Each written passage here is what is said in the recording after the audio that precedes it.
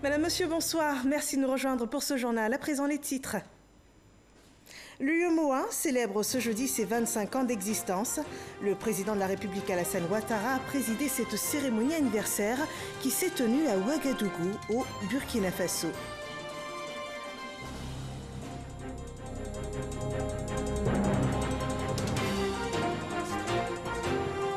La réforme de la CEI fait l'objet du dossier politique de ce jour. Les débats entre acteurs politiques démarrent le 21 janvier prochain. Comment les partis d'opposition et la société civile s'organisent, c'est à suivre dans ce journal.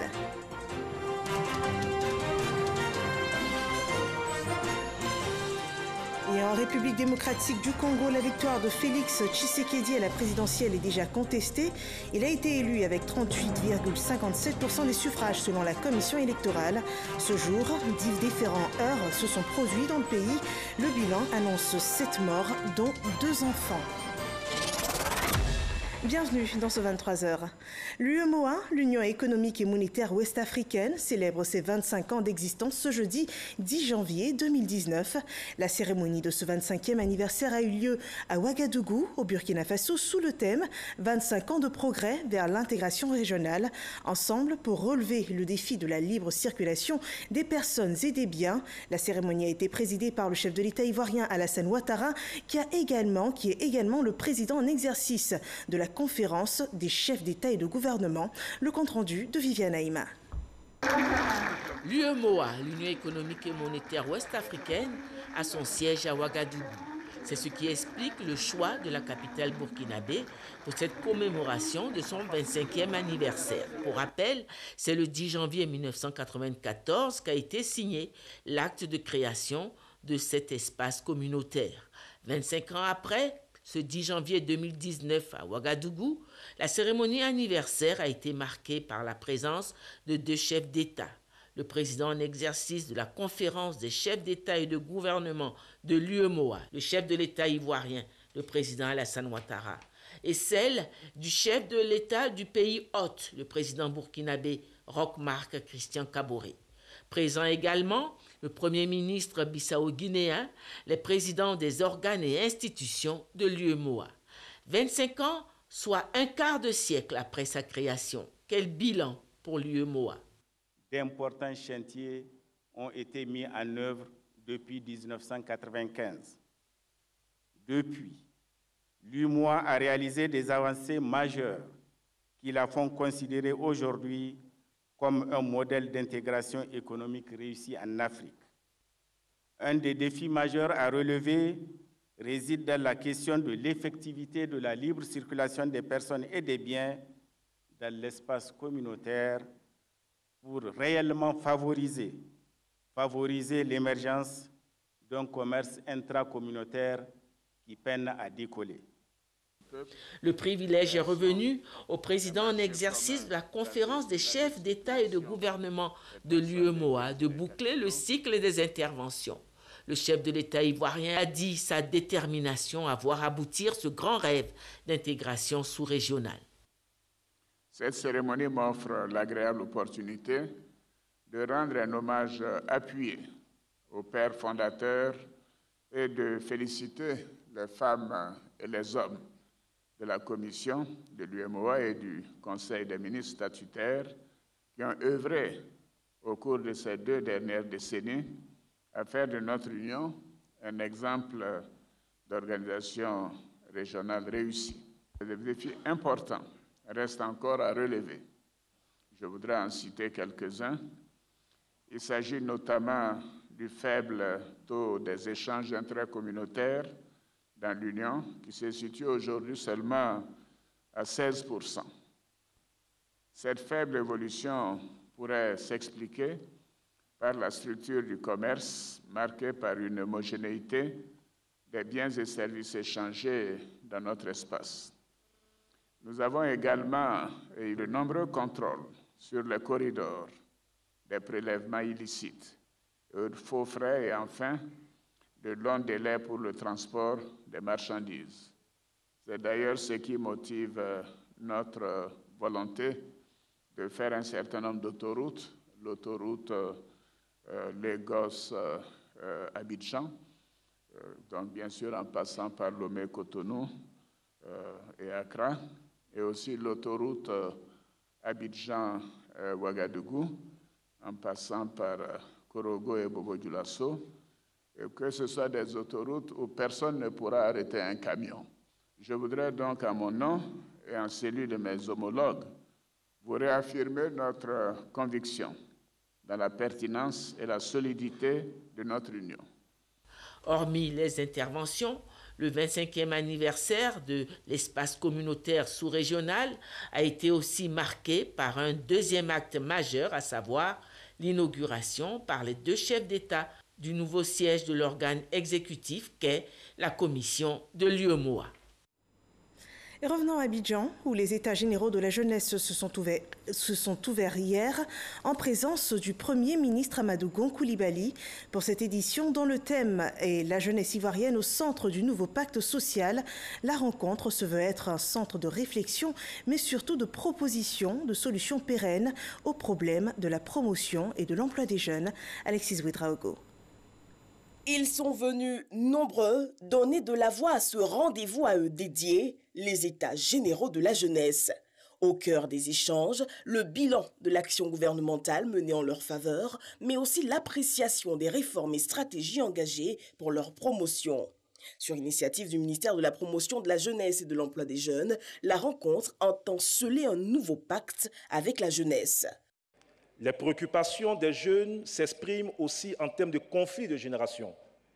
Certains parmi eux ont l'impression de ne plus être entendus, d'être les oubliés de la société. Je voudrais les rassurer que la prise en compte de leurs préoccupations sera le tremplin du nouveau pacte social entre eux et l'État. Emmanuel Edima, porte-parole des jeunes, a adressé plusieurs doléances aux autorités, parmi elles la prise d'un décret pour le renforcement du statut de l'institution. Une journée d'échange entre jeunes et chefs d'État est aussi demandée. Président de la cérémonie, le Premier ministre, chef du gouvernement, a exhorté les jeunes gens au travail, mais surtout au civisme. Chacun de nous a eu 18 ans. Chacun de nous a été dans une école. Chacun de nous a été à l'université ou dans une grande école. Chacun de nous a aussi un peu grévé. Mais quand nous faisions grève à notre époque, en 1977, au lycée de Dabou, on ne cassait pas. On ne cassait pas.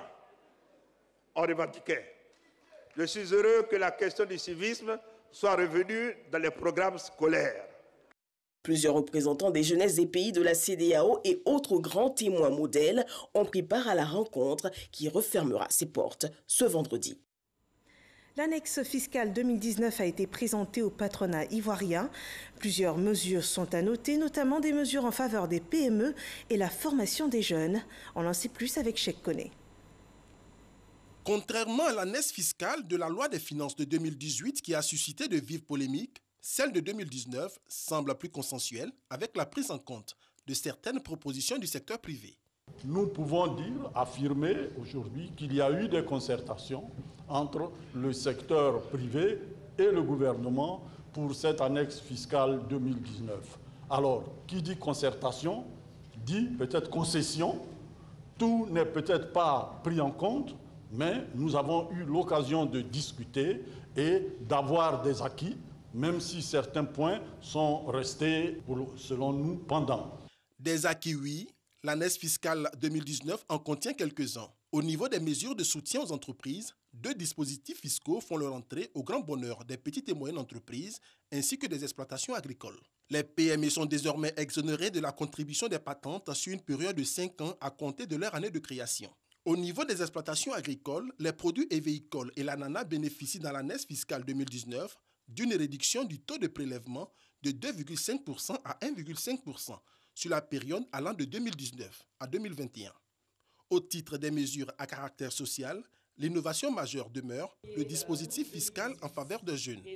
La loi des finances 2019 prévoit de faire bénéficier des crédits d'impôt annuels aux entreprises qui vont accorder une suite favorable aux demandes de stages pratiques des élèves et étudiants. Et ce, à raison de 25 000 francs CFA par stagiaire, pour les entreprises relevant de l'impôt synthétique et 50 000 francs CFA pour les grandes entreprises. C'est un élément très important. Et pour nous, il faut beaucoup plus inciter à la tenue de la comptabilité qui puisse permettre non seulement de faciliter donc, le stage donc, aux élèves et aux étudiants, et je vais dire de tous les niveaux, mais il faut aussi donc que cette tenue de comptabilité-là puisse aboutir donc aux embauches. Des mesures dans l'ensemble saluées par le secteur privé qui demandent toutefois beaucoup plus d'engagement de la part de l'administration fiscale. De façon générale, on peut dire vraiment que cette annexe annonce une transition au plan fiscal et pour permettre donc que les réformes fiscales annoncées puissent effectivement être mises en place. Nous sommes engagés dans un processus de discussion avec le gouvernement sur la refonte de la fiscalité des PME. Et lorsque ces échanges seront terminés, nous pourrons réellement dire si les préoccupations des PME n'ont pas été prises en compte. Pour l'année 2019, le niveau global des ressources intérieures à mobiliser, notamment les recettes fiscales, est porté à un montant de 3 649,1 milliards de francs CFA, soit une hausse de 396 milliards de francs CFA. La pression fiscale, quant à elle, ressortirait à 16% contre 15,6% en 2018, soit une hausse de 0,4%. Et parlons de bonne gouvernance. Gilbert Kafana-Koné, le ministre auprès du président en charge des relations avec les institutions, a sacrifié à son devoir. Il a procédé à la déclaration de son patrimoine au siège de la Haute Autorité de la bonne gouvernance, Laurent Sachot et Abdoulaye Koné. Le ministre auprès du président de la République chargé des relations avec les institutions s'est rendu à la Haute Autorité pour la bonne gouvernance. Il s'agissait pour Gilbert Kafana-Koné de procéder à la déclaration de son patrimoine. Le président de l'Union des villes et communes de Côte d'Ivoire, Uvik aussi, a saisi l'occasion pour lancer un appel à l'endroit des nouveaux maires. Il me revient que parmi les personnes devant faire la déclaration de patrimoine, les maires, les élus communaux ont brillé en grande majorité par leur absence dans le passé. Alors je voudrais donc saisir cette occasion pour demander donc à tous les élus municipaux et pourquoi pas les élus régionaux de venir effectivement faire leur déclaration, prendre les dispositions pour le faire. Cela ne prend pas beaucoup de temps. Et donc, il est indispensable que chacun d'entre nous se conforme à la loi du pays. La Haute Autorité pour la bonne gouvernance fait partie des instruments mis en place par le gouvernement. Elle a pour mission de lutter efficacement contre la corruption et les infractions assimilées. Créée par l'ordonnance numéro 2013-660 du 20 septembre 2013, elle est placée sous l'autorité du président de la République. Sur l'affaire qui mine la mairie du Plateau, le député Jacques Ewo a été auditionné ce jour par la police économique avant d'être conduit au parquet devant le pôle financier où il a été mis en examen pour détournement de deniers publics, de blanchiment, de faux et usage de faux. Il a été laissé en liberté provisoire. Intéressons-nous à présent à notre dossier politique du jour qui s'interroge sur la réforme de la commission électorale indépendante. Les débats sur le sujet entre les acteurs politiques démarrent le 21 janvier prochain et le gouvernement souhaite pour cela un dialogue avec les partis de l'opposition qui revendiquent une prédominance de la société civile au sein de la CEI. Comment les partis d'opposition et la société civile s'organisent? Les réponses dans ce dossier de Gabriel Zani.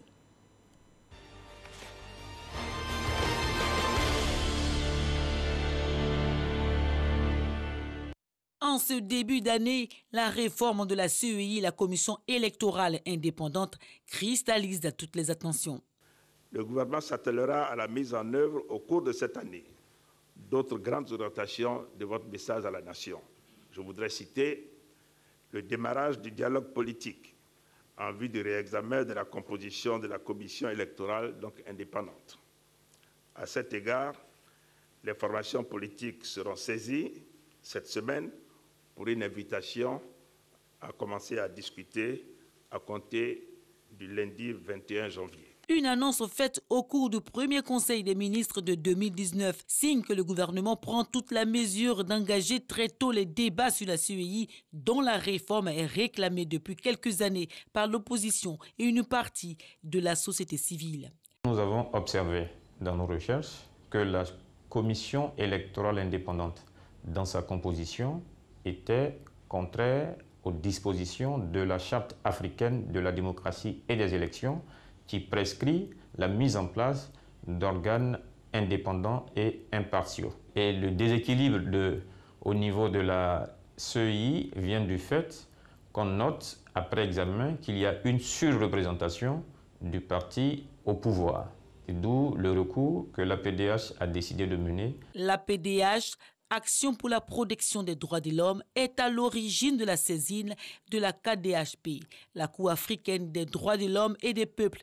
L'APDH a saisi la juridiction africaine pour déséquilibre de la CEI. Le bureau central de l'institution en charge de l'organisation des élections, composé actuellement de 17 membres, est ainsi partagé.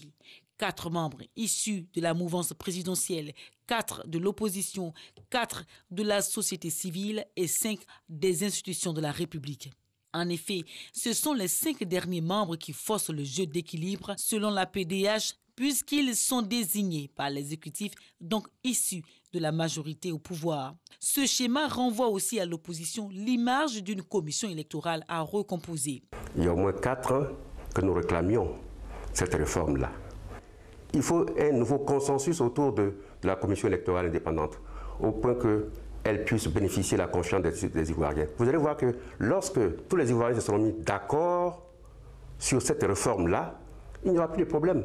Pour le gouvernement, la commission électorale actuelle est le fruit d'un consensus avec tous les acteurs politiques. Le Premier ministre Amadou Gon Coulibaly l'avait souligné lors d'une conférence de presse en février 2018 à la primature. Selon lui, c'est l'Institut national démocratique NDI, organisme international et non gouvernemental, qui avait suivi les négociations à l'époque dans le cadre de la réforme de la commission électorale indépendante. Cette nouvelle réforme, voulue par les partis politiques et la société civile, doit donc suivre le même processus de concertation. La POECI, la plateforme de la société civile pour l'observation électorale en Côte d'Ivoire, regroupant plus d'une dizaine de réseaux et de coalitions engagés dans les processus électoraux, initie à cet effet les rencontres avec les acteurs politiques. En prévision de ces différents débats, je crois que la POECI a déjà commencé un travail qui est de collecter auprès de tous les acteurs leurs différentes propositions de réforme de la CEI. Et au terme de cette collecte, nous allons faire analyser, faire une synthèse pour voir quels sont les points de convergence, quels sont les points de divergence sur les différentes propositions faites par les différents acteurs. Des coordonnateurs de la POECI et du NDI sont reçus à la Nouvelle-Côte d'Ivoire, mouvement politique présidé par Niamey Konan. Des propositions sur ce que pourrait être la CEI reformée et le mode de désignation de son prochain président sont suggérées par Niamey Konan et Henriette Lagou. L'idéal, c'est qu'une personnalité de la société civile soit à la tête de cette CEI. La dividende à tirer, c'est qu'il sera équidistant des chapelles politiques. Il faut veiller à ce que le président de la CEI ne vienne pas d'un parti politique. Notre proposition, c'est que ce président-là vienne de la société civile. Mais pour nous, ça ne suffira pas qu'il vienne de la société civile. Il faut qu'il ait les compétences d'organiser une élection juste, transparente et ouverte à tous. Alors pour nous, le seul mode de désignation valable pour avoir une telle personnalité, c'est l'appel à candidature.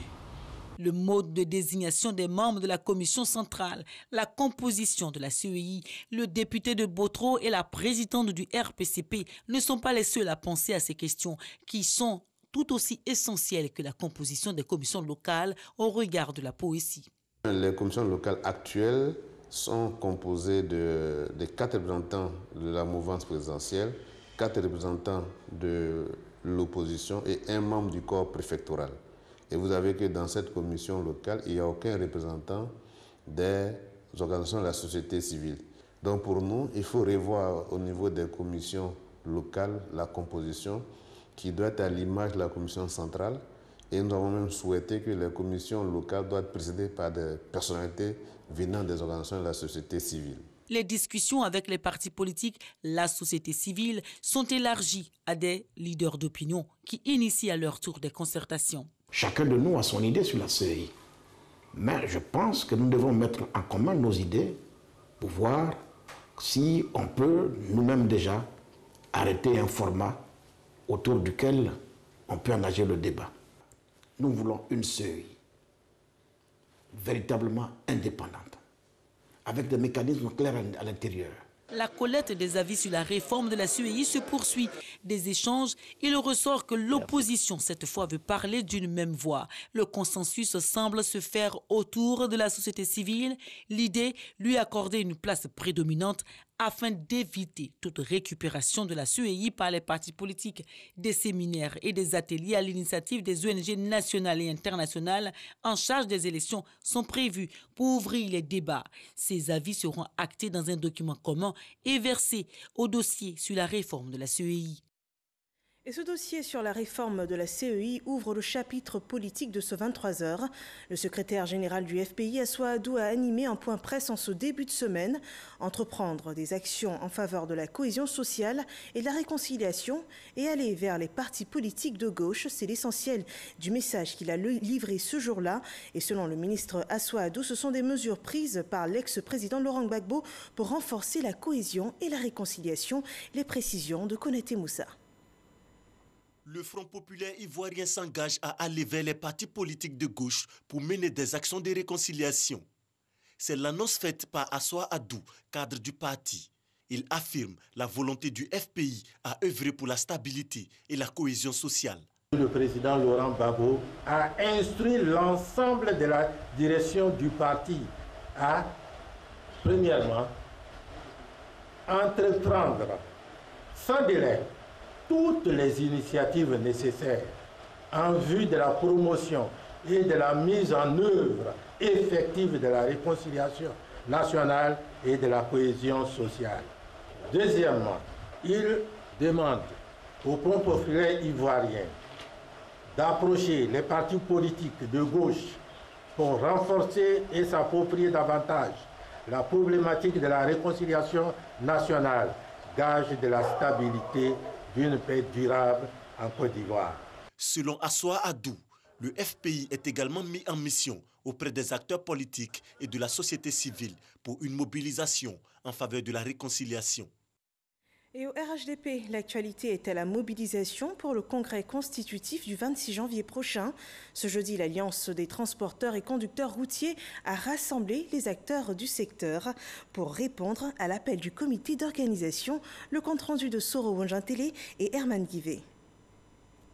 L'Alliance des transporteurs RHDP veut prendre pleinement sa place dans l'organisation du congrès constitutif du RHDP qui se tiendra le 26 janvier prochain. Pour cette alliance, l'ère du pré-congrès commande la mobilisation des troupes. Nous avons été créés en 2013 pour répondre aux besoins de la mobilisation pendant les élections de 2015. Aujourd'hui, on peut affirmer que l'Alliance représente plus de 90% des acteurs du transport qui sont membres donc du RHDP. Des congressistes impliqués dans la vie du RHDP, version parti politique unifié, des directives leur ont été données. Les acteurs du secteur du transport routier ont décidé d'orienter leur vision totalement et entièrement à l'alliance RHDP, parti unifié. L'alliance des transporteurs RHDP qui a bénéficié du soutien de cadres du parti. Le transport étant au cœur de toutes nos activités, que ce soit de développement économique et social, donc il est bon que ceux des transporteurs qui soutiennent donc la paix et la stabilité, que cela soit soutenu donc par le ministre de tutelle. Des transporteurs qui envisagent de mettre à la disposition d'environ 10 000 congressistes 180 cars pour assurer leur déplacement de Bouaké vers Abidjan. Et une triste nouvelle nous est parvenue ce jour. Kwame Konan Nzikan, le fondateur de la compagnie de transport UTB, s'est éteint. La région du Béké vient de perdre un de ses patriarches, le plus illustre et célèbre. À Clémécro, son village natal, c'est la consternation totale depuis l'annonce de son décès ce jeudi 10 janvier. Et l'opération d'enrôlement pour la CMU, la couverture maladie universelle, se poursuit.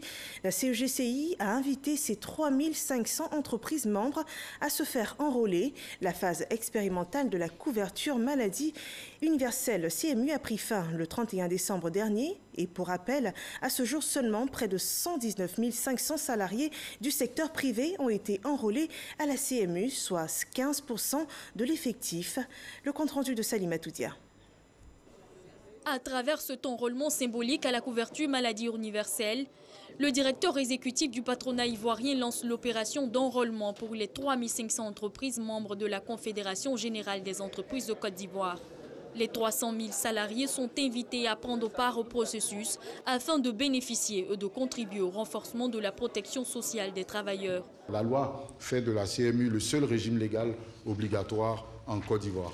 En conséquence, l'assurance privée que tous les membres, notamment de la CGC, ont, devient complémentaire et ne saurait bénéficier qu'à l'assuré qui est déjà couvert par la CMU. Ce qui veut dire que pour bénéficier de nos assurances, nous devrions au préalable être couverts par la CMU. Vous comprenez le sens de notre action de ce jour, inviter nos membres et au-delà tous les acteurs du secteur privé à s'y conformer. Dans le secteur privé, seulement 15% de l'effectif de l'ensemble des salariés est enrôlé. Un taux jugé relativement faible qui emmène la Caisse nationale d'assurance maladie, l'ACNAM, à procéder au croisement des données biographiques et biométriques afin de booster le nombre d'enrôlés. Actuellement, le résultat escompté, c'était à peu près 1 204 000 travailleurs à peu près. Et nous étions à peu près 200 et quelques mille. Et par le croisement des fichiers, nous avons pu croiser 619 000, donc ce qui nous amène à peu près 850 000 personnes pour lesquelles on peut tirer directement des cartes. Il nous reste encore au niveau des travailleurs à peu près 400 et quelques mille. Une des solutions qui a été trouvée, créer ici un pôle pour pouvoir recevoir les photocopies de CNI. Et à partir de là, on peut faire un croisement direct avec l'ONI et imprimer directement les cartes qui seront remises, n'est-ce pas, aux travailleurs. La phase expérimentale de la CMU a pris fin le 31 décembre dernier et les résultats sont positifs selon l'ACNAM. Toutefois, la communication est de mise. Pour rappel, seulement 5% des populations vivant en Côte d'Ivoire bénéficient d'une couverture contre le risque maladie. Dans l'actualité internationale en République démocratique du Congo, la commission électorale a annoncé la nuit dernière la victoire de Félix Tshisekedi à la présidentielle avec 38,57% des suffrages. Un résultat aussitôt contesté par un autre candidat de l'opposition, Martin Fayoulou, l'Église catholique, mais aussi par le chef de la diplomatie française, Jean-Yves Le Drian. On en sait plus avec Laurent Sachot et Kolo Koulibaly. Après une nuit d'attente, les résultats sont tombés. Félix Tshisekedi est désigné vainqueur de l'élection présidentielle du 30 décembre dernier par la commission électorale. Il remporte le scrutin avec 38,57% des voix devant Martin Fayoulou qui lui enregistre 34,8% des voix. Le candidat du pouvoir, Emmanuel Shadari, arrive en troisième position avec 23,8%. Mais cette victoire est aussitôt contestée par Martin Fayoulou qui dénonce un push électoral. Après examen d'éventuels recours, la Cour constitutionnelle proclamera les résultats définitifs d'ici le 15 janvier, suivi de la prestation de serment initialement prévue le 18 janvier. Madagascar, Marc Ravalomanana concède sa défaite à l'élection présidentielle face à Andry Rajoelina. Au lendemain des résultats officiels, il a félicité le nouveau président et appelle à la réconciliation des Malgaches. Et des nouvelles du Brexit, le Parlement britannique exige de Theresa May un plan B et de tout, c'est dans l'actu. En bref, proposé par Laurent Sachot et Kolo Koulibaly.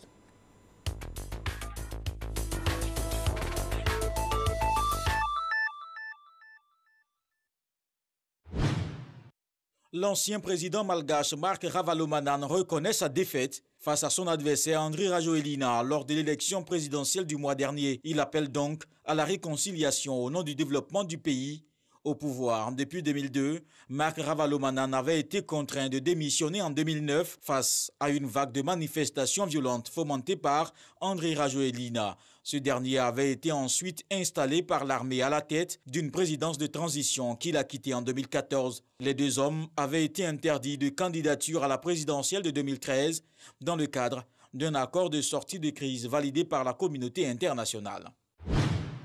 Les députés britanniques ont accentué leur pression sur le gouvernement à quelques jours de leur vote sur l'accord de Brexit, alors qu'ils avaient adopté le 8 janvier dernier un amendement réduisant les pouvoirs fiscaux du gouvernement en cas de Brexit sans accord. Les parlementaires ont voté un nouvel amendement qui oblige Theresa May à présenter dans les 3 jours un plan B à son projet d'accord sur le Brexit si celui-ci est rejeté par le Parlement. Cet accord de sortie, difficilement négocié avec l'Union européenne, sera soumis au vote le 15 janvier. Et nous terminons ainsi ce journal. Merci de nous avoir suivis. Vous retrouverez demain Kolo Coulibaly pour un autre développement de l'actualité. Bonsoir chez vous.